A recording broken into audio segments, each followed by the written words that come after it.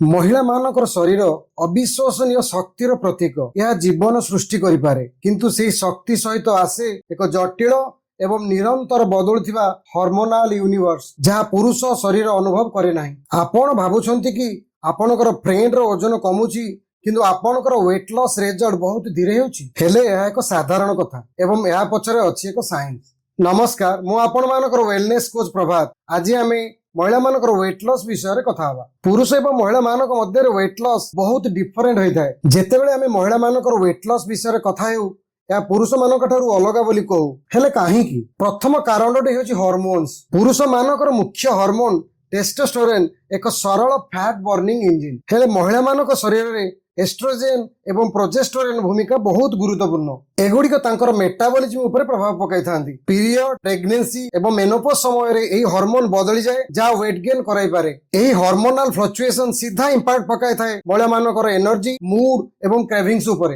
द्वितीय कारणटी हेउछि हमर body composition. महिला मानक अपेक्षा पुरुष मानक ठारे अधिक मसल मास थाए एवं अधिक मसल अधिक कैलोरी बर्न करिथाए। एपरिक आराम करुथिबा समय रे मध्य पुरुष मानक शरीर अधिक मसल थिबारु सेमानकर मेटाबॉलिज्म महिला मानक अपेक्षा अधिक थाए। तेणु समान डायट एवं एक्सरसाइज कले मध्य पुरुष एवं महिलांक मध्य रिजल्ट भिन्न भिन्न होइथाए। हेले निराश हेबार आवश्यकता नाही। यार अर्थ हेउछि जे महिला मानकर वेट लॉस स्ट्रैटेजी टिके अलग हेबा दरकार। महिला मानक पई कंसिस्टेंसी सबठारु इंपोर्टेंट फैक्टर। हार्मोनाल फ्लक्चुएशन हेबो, वेट लॉस मध्य तळ ऊपर हेई पारे। जदि डायरेक्शन ठीक अछि तबे वेट लॉस हेबो ही हेबो।